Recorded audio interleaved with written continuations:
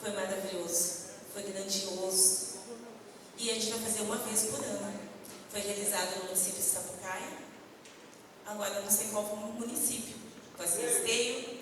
Ó, Esteio. Então vai ser realizado Esteio. Viu, Fernanda? A minha mãe chamava a benzedeira quando nascia uma terneira bonita, um terneiro bonito, e às vezes vinha aquelas pessoas de mal olhado, e ela dizia assim: está na hora de benzer, porque senão essa criação vai morrer, né? Então, para vocês entenderem que às vezes o mal olhado, ele vem das pessoas mais próximas da gente, e a gente adoece e não sabe o que, e às vezes nem sabe, né? Porque isso tudo é energia. Então, eu fico muito feliz. E quando eu vi na televisão, na RBS, passar benzedeira, eu disse: realmente o mundo está mudando. Então, Fernando, é tudo contigo.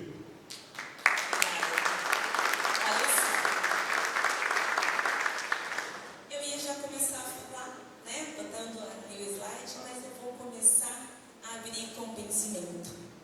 Aqui, é rapidinho. Nessa casa tem 4 cantos, cada canto tem um santo, em nome do Pai, do Filho e do Espírito Santo.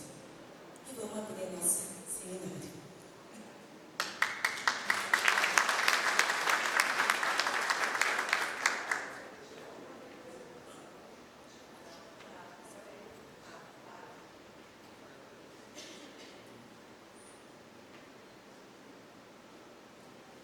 Bom, quando eu escolhi esse tema, quem me apresentou foi o Roberto. Eu nem sabia que benzimento poderia estar, né, dentro das PICs. E aí, quando foi feito esse evento, né, de benzimento, me motivou bastante, porque eu achei que não poderia estar pela questão religiosa. Então, eu trouxe esse tema, a tradição ancestral dos seres de 4 patas. Então, a importância dos animais nos seres humanos, né? Desde a antiguidade, os animais acompanhavam a humanidade como companheiros de jornada. Eles foram conhecidos em várias culturas, com a importância dos animais na vida desde os tempos dos ancestrais. Então, seres de 4 patas é uma forma carinhosa e respeitosa de dizer, né? Então, eles trazem companheirismo, eles oferecem amor, alegria, né? Amor incondicional, porque eles não pedem nada em troca, somente o amor. Então, eles são protetores, eles são guardiões dos nossos lares, né? Eles faz parte da nossa família. Então, reconhecer esses seres de 4 patas é conhecer como irmão de jornada, é compreender que eles ensinam sobre lealdade, uma conexão com a natureza. Isso é muito importante, porque eles fazem com muito amor. E a gente só tem que receber. É simples assim. Então, a relação dos animais na realidade, ele vem do povo originário, que é as tradições antigas, né? Então, eles são guia espiritual, são símbolos de cura e protetores. Então, como guia espiritual, ele vem trazendo mensagem de sabedoria no invisível. E é o símbolo de cura também. É associado à força vital, ao equilíbrio e ao bem-estar. E protetores, porque são guardiões, né, do território, da família e das energias. E eu vou falar agora a diferença entre ancestralidade e espiritualidade. Não tem como falar sobre ancestralidade sem espiritualidade junto. E o que eu sempre digo? Eu sou uma pessoa que não tenho religião, mas eu me considero uma pessoa espiritualizada. E muita gente pode estar dentro de uma religião e não ser espiritualizada. Então quer dizer que a ancestralidade caminha junto com a espiritualidade. Mas isso não quer dizer que tem vínculo religioso. Então, a ancestralidade refere-se à herança cultural, histórica e genética que recebemos dos nossos ancestrais. São tradições, costumes, saberes populares que são transmitidos de geração. Então, a nossa, a ancestralidade de geração, vem da nossa avó, do nosso avô, do nosso bisavô. E eu tenho essa ancestralidade, foi do meu avô, que ele morreu com 110 anos, Reinaldo Geraldo da Silva. Ele fez muito benzimento em Roca Salles e no Lajeado. Então, a minha avó, ela também fazia benzimento na tradição católica. E o meu avô, ele não tinha religião. Então, o meu avô, ele tinha muito um sonho, né, de ter a sua casa, né, 10 filhos, uma família humilde. E aí teve uma senhora que ela tinha uma doença, que os médicos tinham desenganado. E aí, vamos chamar o seu Reinaldo, como ele era chamado lá em Roca Salles, para benzer essa senhora.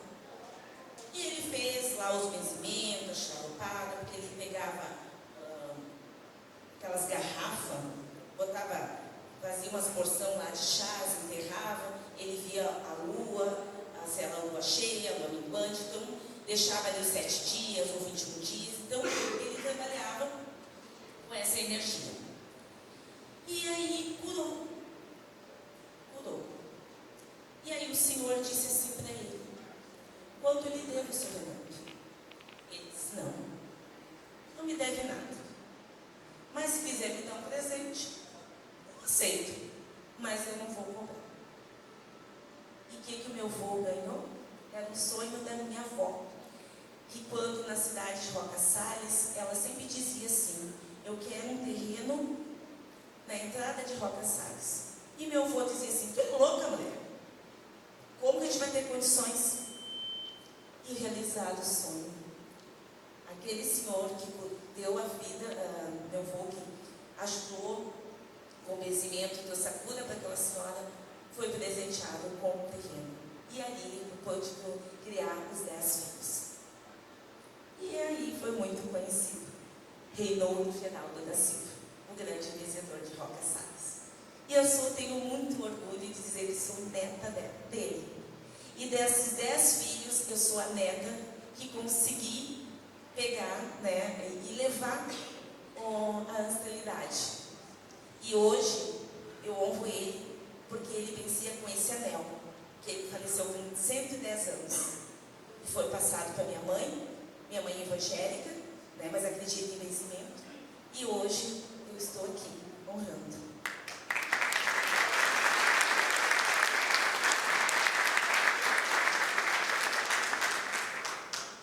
Então, a ancestralidade é isso, a gente passar, né, todo esse conhecimento de avô, de vó, de filhos, assim, né?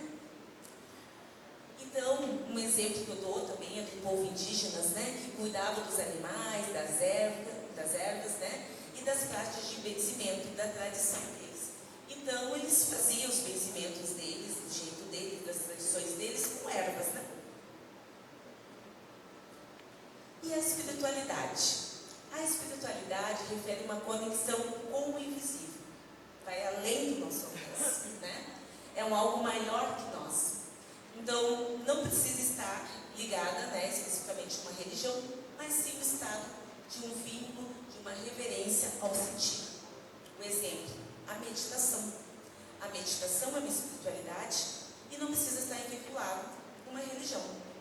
Então, silenciar a mente, né? Conectar com o interior divino, oração e prece, conversar com Deus, santos, ancestrais e força espiritual. Quando a gente fecha os olhos, a gente invoca, né, a espiritualidade, se conectar com a gente mesmo. Isso é uma conexão com a espiritualidade.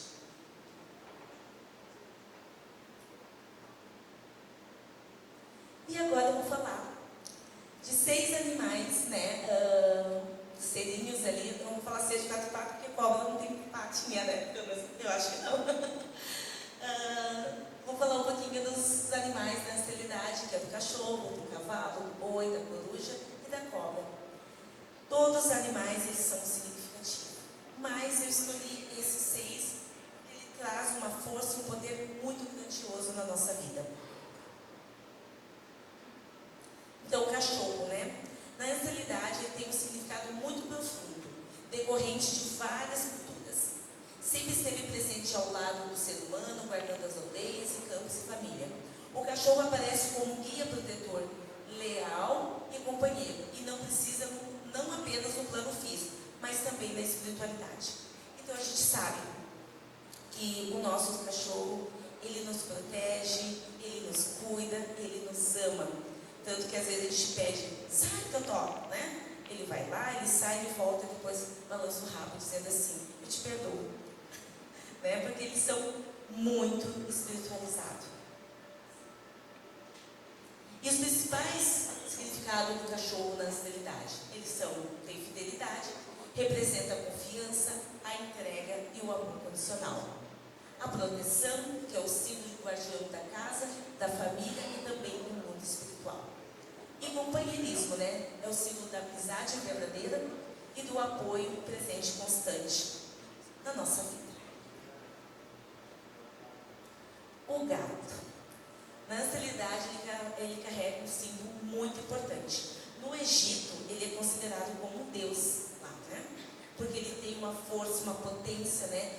Porque ele atravessa um mistério tão grandioso, né? Que eles são guardiãos invisíveis. Na visão deles, eles conseguem enxergar o invisível. Então, os principais, né, na ancestralidade, ele tem intuição, ele tem mistério, ele representa sabedoria. É uma conexão oculta, né, com o desconhecido. Ele vê além das aparências. Então, o gato, ele consegue ver bem além das aparências.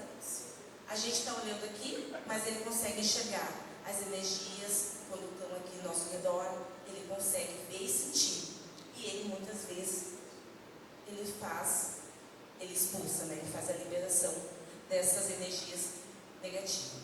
Então ele tem uma proteção espiritual. Em muitas tradições os gatos afastam o nosso espírito e é a renovação de várias vidas simbólicas. O gato representa a resistência e o renascimento. Por que fala simbolicamente, né, várias vidas? Porque todo mundo sabe, né, que o gato tem 7 vidas. Então o que acontece, né? Ele morre e nasce de novo. Por isso que ele tem simbolicamente representa a resistência, né? E o renascimento. Porque ele vai lá, se machuca, né? Parece que morreu, quando vê ele ressuscita da cinza, né? Que é o renascimento. Por isso que ele tem a fama de sete vidas. O cavalo. Na ancestralidade, é um grande aliado dos povos, ou seja, seja no trabalho, na guerra ou na jornada de deslocamento.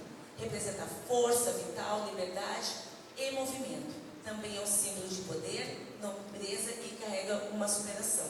A gente sabe que antigamente eles tinham uma potência muito grande, porque nas guerras, né, eles tinham aquela coisa de ir lá, fazer movimento, né? E energeticamente também eles têm um poder que ele carrega de nobreza. Então, a liberdade, o movimento, espírito livre, força de seguir os caminhos e ultrapassar barreiras. Coragem e poder associado ao trabalho, à bravatura e o enfrentamento. E a fartura e a prosperidade. Nas comunidades agrícolas, simbolizava a força do trabalho e o sustento e o progresso. E a nobreza e dignidade, né? Ele tem um símbolo de honra, respeito e lealdade. A gente sabe que até hoje, lá nos reinados, né, o cavalo ele é com nobreza, né, e dignidade. O boi e a vaca. Na ancestralidade, ele é lembrado como um companheiro do ser humano nas lidas do campo. É como um espírito protetor de abundância dentro das tradições ancestrais. O boi e a vaca nos lembram o sagrado e também manifesta a força silenciosa do trabalho diário, na paciência, com ciclos e abundâncias que vêm na conexão com a terra. A gente sabe que também na Índia a vaca é considerada, né, um ser sagrado. Né? Lá eles têm também considerado como deuses, né, e deusas. Então lá eles não se comem vaca. E sim, eles honram o boi e a vaca lá na Índia, né? Então, o significado do boi e da vaca na esterilidade é a força, a resistência, né? É o símbolo do trabalho pesado, da capacidade de suportar e persistir. E a prosperidade e sustento, ligada à agricultura, ao alimento e a forças das comunidades rurais. É a conexão com a terra, representa o vínculo com o solo, fertilidade e o ciclo da colheita. E a proteção do lar e das comunidades, porque é visto como guardião da prosperidade. Então, a vaca e o boi, ele é considerado prosperidade coletiva. A coruja é conhecida como intuição associada à energia além do visível. É uma ave noturna que vista como uma mensageira entre mundos. A gente sabe que a coruja também ela tem o símbolo da sabedoria e da inteligência. E ela consegue enxergar na escuridão. Ela tem uma visão parecida com o do gato. Ela consegue ver muito além do alcance, né? E dizem, né, que ela voa entre os nossos mundos, entre o céu e a terra. Representa a capacidade de ver o que está escondido e acessar a sabedoria oculta. Então, os principais significados da coruja na esterilidade é a sabedoria, é o conhecimento, né? Considerado guia espiritual e conselheiro, ligado ao entendimento profundo da vida. A visão além do véu, porque ele enxerga muito além, né? Da escuridão, representa a capacidade de perceber o invisível e o oculto. E a transformação, que é o ciclo ligado à morte, simbólico, né? E renascimento, ensinando sobre os fins e recomeço. E a proteção. Eu não sei se vocês já perceberam que muitas casas têm a coruja, né? Porque em muitas tradições eles são invocados, eles eliminam as energias tensas e energia pesada. Então, muitas pessoas, quando vocês vejam no jardim, tem a coruja. Isso é para afastar os maus espíritos, né? Então, simbolicamente. A cobra representa o símbolo da morte e renascimento e pode ser vista tanto como protetora como sinal de perigo, dependendo da tradição. Então, algumas tradições veem a cobra como se fosse algo muito negativo e outras veem como positivo. Conduz o processo de cura e expansão da consciência, né, na mudança interior. Representa a capacidade de acessar verdades ocultas. E no Brasil, as benzedeiras e os curandeiros associam com as forças, né, da erva, da terra e da medicina.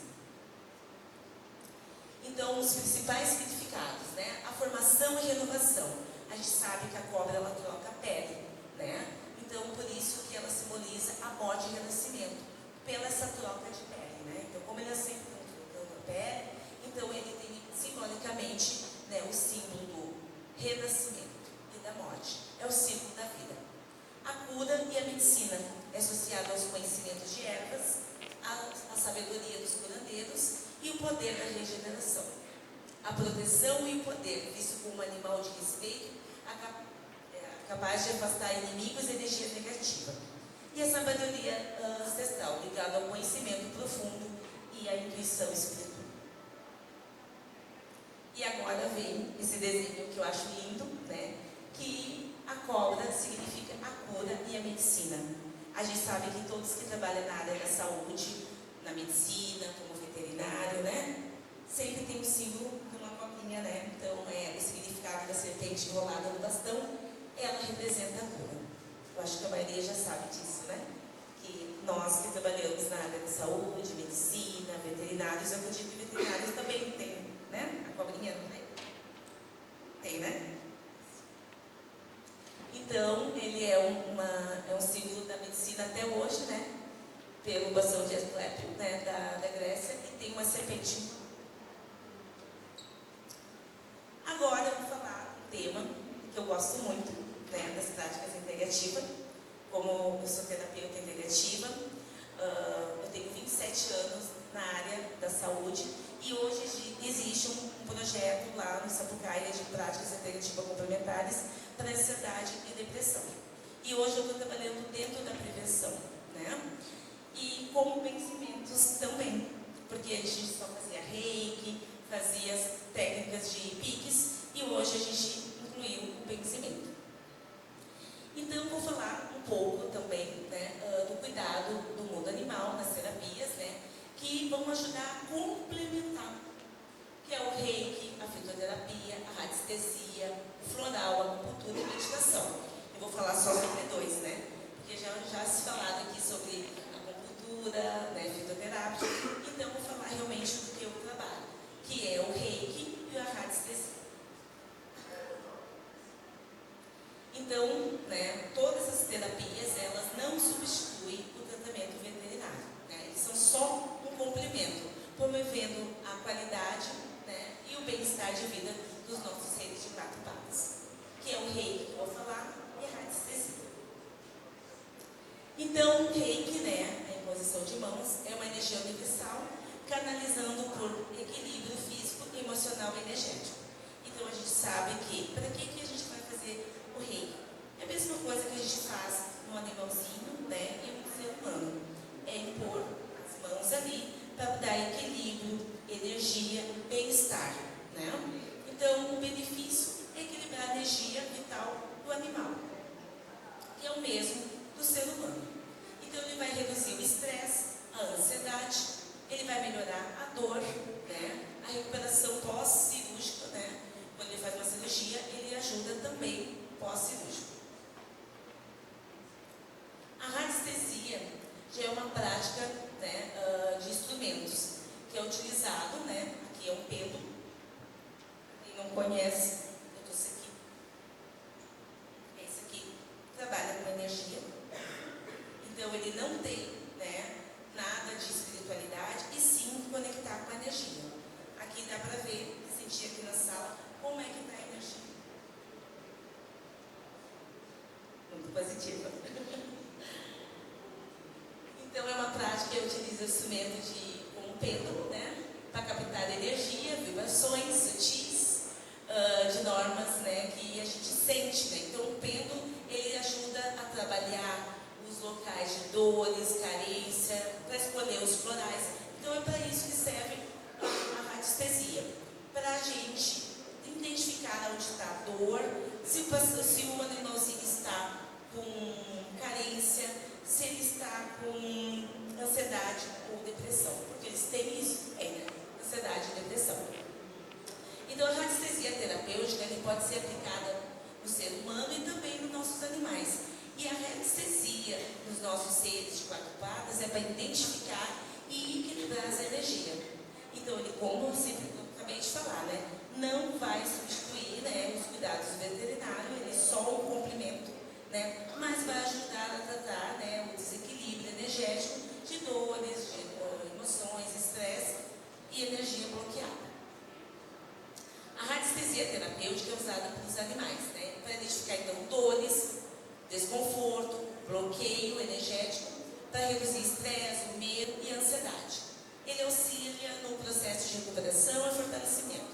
Ele equilibra a energia vital, promovendo o bem-estar e a conexão com o seu tutor. E aí, como é que funciona? Aqui é o diagnóstico de radiestesia. E aí a gente pergunta, como que está o seu pet? O sentimento dele, a causa que ele está e qual a necessidade. Então, ele está com sentimento de medo, ele está com sentimento de tristeza. Então, o pêndulo vai ali no gráfico e vai pendular para ver que tipo de sentimento ele está sentindo. Identificando esse sentimento, a gente vai ver a causa. Se ele está com abscesso, se ele está com bloqueio, ou ele está com carrapato, a gente vai ver a causa. E aí depois a necessidade, ele tem necessidade no veterinário? Sempre. Eu sempre digo que antes da gente começar a fazer terapias complementares, sempre eu indico passar por veterinário, né? Mas quando não passa, a gente pode pendular se tem realmente necessidade de passar. Então, é encaminhado para o veterinário, ou precisa de uma atenção, de um exercício, ou tomar mais água. Então, esse é um diagnóstico de radiestesia que é realizado para saber como está o seu pet. E por que ele está doente? É por causa física causa psicológica, é por relação com o seu tutor, né, pelo ambiente, ou pela alimentação, sedentarismo, parasita, medicamentos. Aí a gente vai perguntar pelo pêndulo, né, qual é a causa, por que ele está doente. A doença pode ser absorção de energias, né, pode ser ansiedade, pode ser baixa vitalidade, medo, choque, vermes, câncer benigno, maligno, problema de sangue. Tem N coisas aqui. E através da gente descobrir que tipo de doença que eles têm, a gente vai montar um gráfico para aquele tipo de doença específica dos seus pets. Achando todas essas informações, reunindo todas essas informações, a gente vai utilizar, né, a terapia. Aí tem a terapia de homeopatia, a mudança alimentar, o suplemento alimentar, né, as drogas medicamentosas, a fitoterapia, aí tem a acupuntura, mudança de ambiente, porque também quando o nosso namorzinho está às vezes num ambiente que ele não consegue ficar muito, principalmente quando se muda, né? Quando a gente troca de casa ou de apartamento, ele não consegue se adaptar. O reiki, a radiestesia e o floral. Então, quando chega no reiki, radiestesia floral, eu consigo fazer esse trabalho com os seres, né, nossos bichinhos. Agora, quando parece outras, vamos dizer, por exemplo, aqui, suplementos, medicamentosa, eu indico, né, para procurar o veterinário. E ali fala as porcentagens, quanto que ele está, se ele está 100%, 35%, 40%, e a gente vai tendo uma base, como é que ele está a energia. E também perguntando aonde que está o problema, no laringe, no coração, nos olhos, no focinho, nos dentes. Então, é muito amplo, né? Então, eu estou falando assim, bem específico, assim, bem claro, que vocês possam entender como é que é feito esse diagnóstico para fazer o tratamento com o seu pet, dentro da radiestesia. Então, eu vou dar um exemplo. Aqui é o gráfico de radiestesia. Então, para que serve realmente? É para equilíbrio emocional, para a saúde e proteção energética. Então, é isso para que serve o gráfico. Fica ali a fotinha do seu animalzinho e para ajudar a equilibrar toda essa situação que ele se encontra. E como é feito, né? A gente coloca o nome do cachorro, né? E do tutor e a data de nascimento. Muitas vezes as pessoas, não sei quando que o meu cachorrinho nasceu, não tem problema. Coloca o nome do cachorrinho e o nome do tutor. E aí eu coloquei esse gráfico, que pode ser que dá para equilibrar o corpo físico, dá para dar a serenidade, a calma e a harmonia e bem-estar. Então eu coloquei ele ali no centro, né, com o nomezinho e a data, tudo certinho, para montar o gráfico. Então esse aqui é um gráfico que já está montado. Então a gente precisa do nome do cachorro, do nome do qualquer bichinho, né? A foto, né? E o desenho, a data de nascimento, se souber, e o nome do tutor. A gente sempre vai colocar o nome do tutor. A gente nunca faz um gráfico sem só colocar o nomezinho dele. Precisa estar o nome do tutor. Então, os dados, né, de conexão vibracional, a gente precisa se conectar com esse bichinho, né? Com esse animal. E a gente coloca um testemunho. E esse testemunho vem através de um fio, né, da pele, do pelinho dele, né? Ou uma foto impresso dele, escrito o nome do papel. E esse é o testemunho que fica no centro do gráfico, né? No centro do gráfico ali. E ali eu vou pendular se eu deixo um mês, ou 2, ou fico uma semana, ou 7 dias. O pêndulo vai me dizer quanto tempo que eu vou deixar, né? Então, quero dizer assim, que a radiestesia, ele trabalha muito com energia.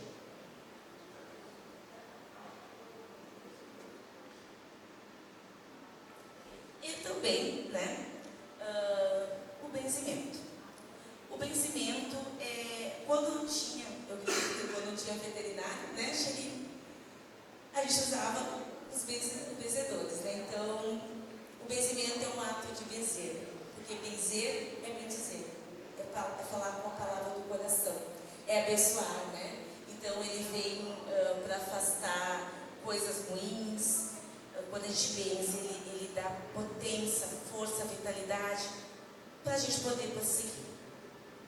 Então, a palavra do sentido, né? Tornar bento, é abençoado, é a prática, é uma tradição milenar, é algo mais que uma simples oração, é uma forma de amor ao próximo que busca proteção espiritual, cuida tanto para as pessoas quanto para os animais, objeto e ambiente. E os benefícios dos benzimentos dos nossos animais, né? Eles ajudam também para a ansiedade, o medo, o estresse, né? Alívio, desconfortos físicos, dores leves, inflamação. Ele ajuda a harmonizar, né? Às vezes o cachorrinho, o gatinho, os bichinhos estão muito agitados. O benzimento ajuda, né? Eles tranquilizar as emoções dele e fortalecer também um vínculo com o seu tutor. O suporte, né, é um processo de recuperação durante a doença e pós-cirúrgico. Então, o benzimento ele ajuda também a recuperação do pós-cirúrgico.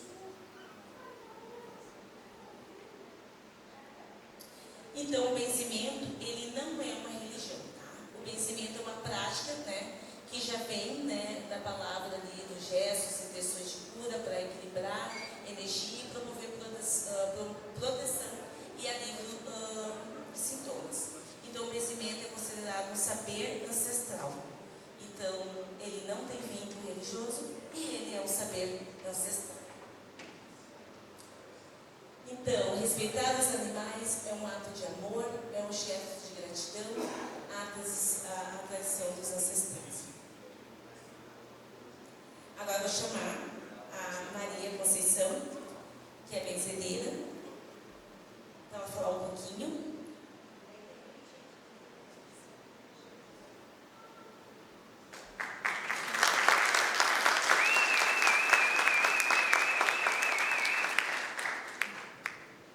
Bom dia a todos vocês. Eu agradeço estar aqui presente pelo convite do deputado Xerino, que eu conheço ele desde o início que começou a fazer as reuniões sobre as terapias. Agradeço a todos vocês e peço que seja um momento rápido, porque vocês também querem almoçar. Né? E só quero mostrar um videozinho. Pode colocar para nós. E depois nós encerramos com uma oração de benzimento, se vocês permitirem.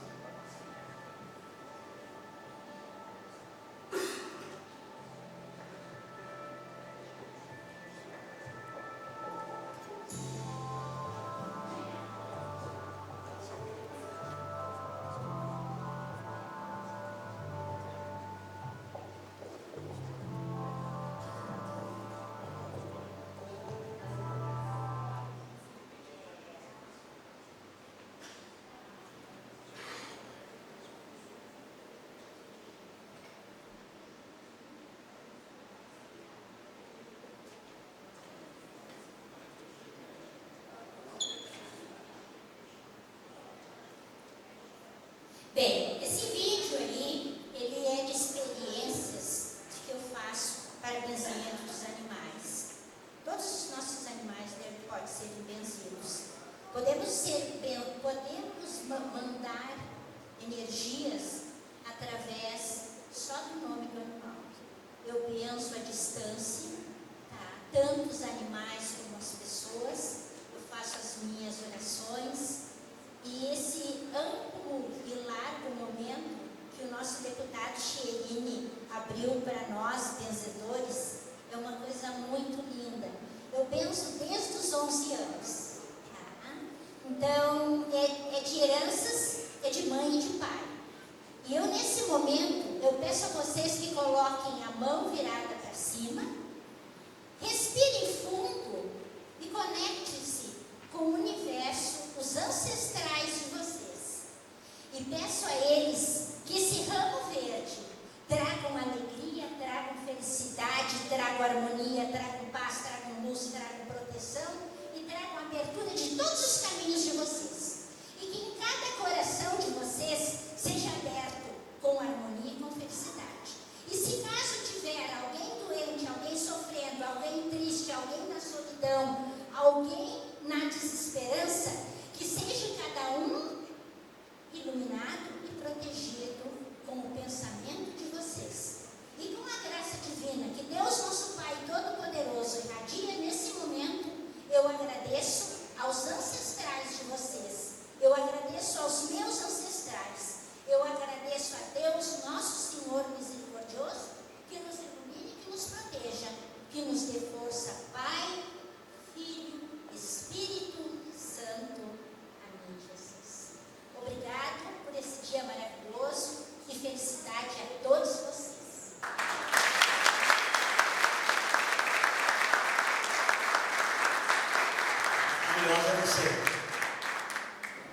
maravilhosa é você.